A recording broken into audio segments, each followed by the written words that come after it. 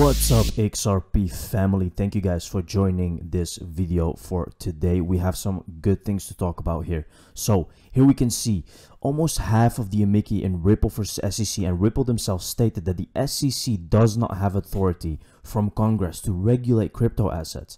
What if Judge Torres agrees? Would the SEC and Ripple settle rather than have no SEC win and no XRP clarity? Now, one thing to understand, guys, and it still boggles my mind, that a lot of people actually do not see that this is all rigged and that this is all just a script, guys. Again, I've been telling this from the beginning, and there's many signs, whether you think it's a conspiracy or not. This is so clear, guys. Listen, we have documents. We can show you documents that literally they're on internet, and of course I will show you in this video or my next video. You kind of have to watch both of them.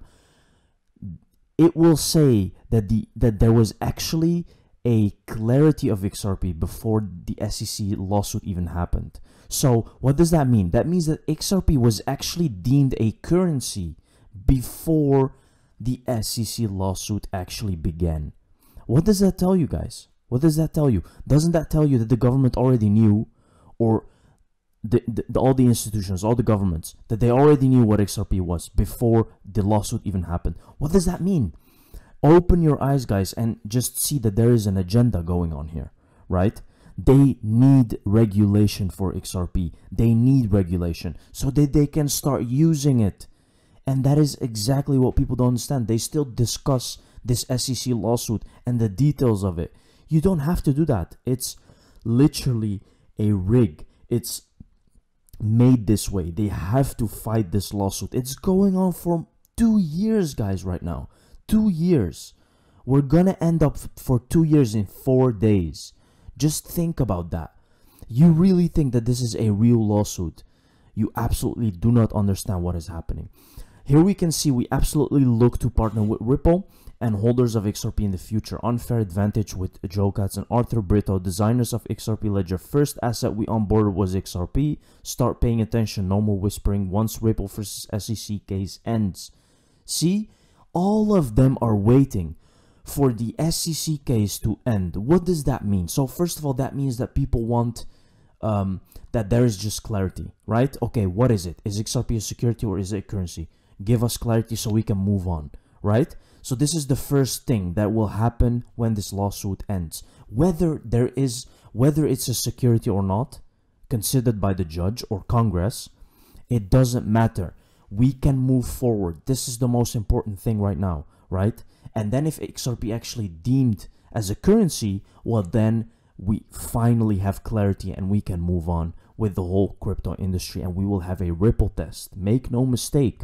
The whole reason for this lawsuit, guys, is so that we can have a Ripple test. Remember, Howey test is 80, 90 years old or 70 years old, right? There has to be a new test that they can actually put next to crypto cases. There is none. There is none, guys. And this is why the Ripple case is happening. Let's take a look at this video. But we absolutely look to partner with Ripple and Ripple holders of XRP going forward. We'd like to think we have an unfair advantage there with Arthur and David's petty assets, but we absolutely look to partner with Ripple and Ripple holders of XRP going forward. We'd like to think we have an unfair advantage there with Arthur and David's pedigree, and that was the first asset that we onboarded through our dev and as we were building out the tech. So we have a lot of friends at Ripple, and very much look forward to this part of their journey getting resolved satisfactorily and being out there in the market. And I think not only from a custody standpoint, there may be other ways that we can work with Ripple going forward. That's certainly my hope. And this is the CEO of Polysign, guys.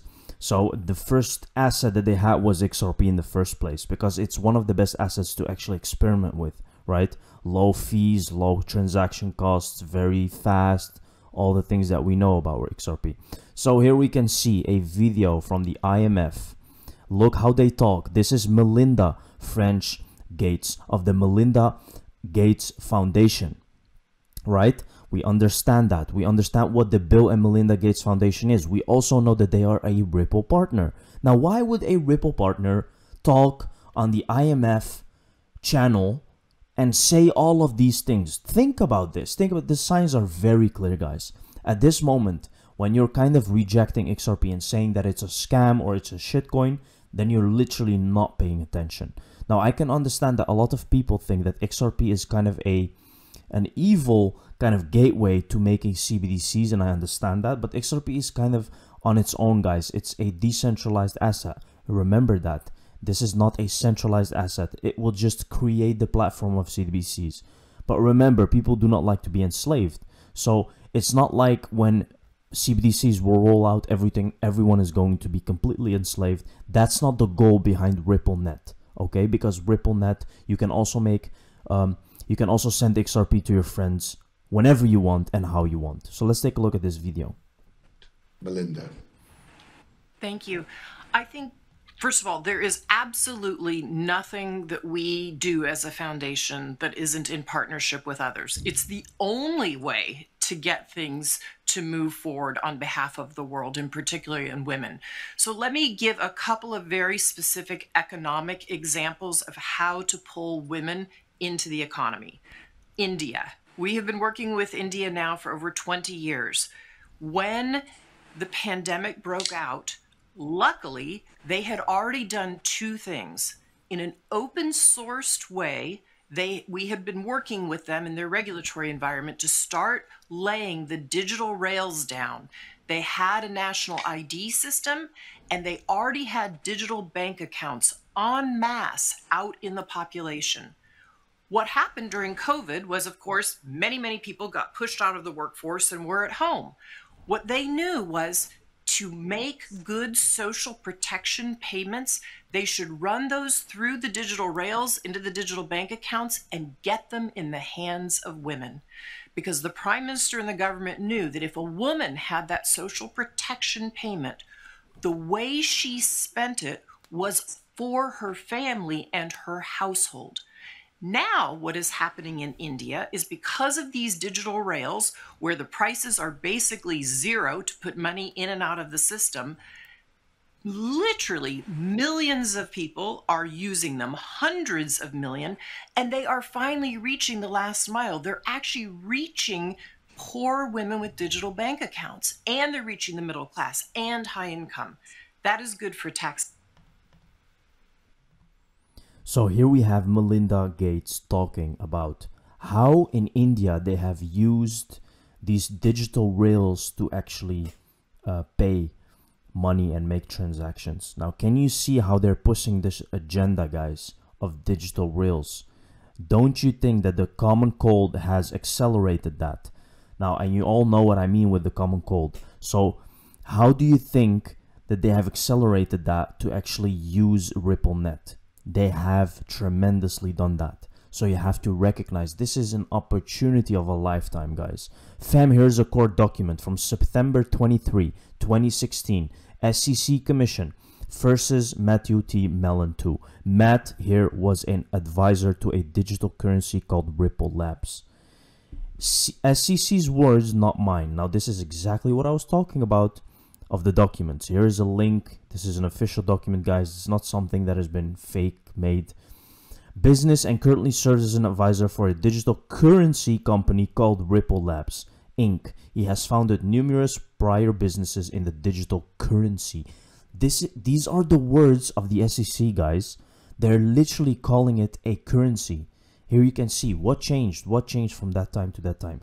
Here you can see people reacting. What's changed was the threat to JP Morgan is a possibility. And there's many other theories on this, guys. But if they already knew that Ripple was a currency, what actually do they need to start using this? They need regulation. If there is no regulation, they cannot start using XRP, guys. It's impossible, right? There has to be a regulated framework to start using something that will actually solve a multi-trillion-dollar problem. Think about that. Here we can see the SEC deems it appropriate and in the public interest that cease and desist proceedings be and hereby are instituted against Matthew T. Mellon 2, pursuant to Section 2.1 of the Securities Exchange Act of 1934, after an investigation, the Division of Enforcement alleges that these proceedings arise out of violations of the beneficial ownership reporting requirements of the federal securities laws. It means that XRP is not a security. So there was clarity. There was some kind of clarity beforehand, and we knew that. But still, they persuaded to actually go take a lawsuit. What happened? Well, we have a new chair and things have changed, guys. And that's the problem, right? They have seen that they need to regulate this before using it. Nala, an agent of Ripple partner Modular, expands into the European market, enabling remittances to Africa from 19 EU countries in addition to current US and UK corridors. Now, what I want to show you with this, again, is that this is all happening behind the scenes, guys. Understand that. Thank you very much for watching this video, guys. See you in the next one. Cheers.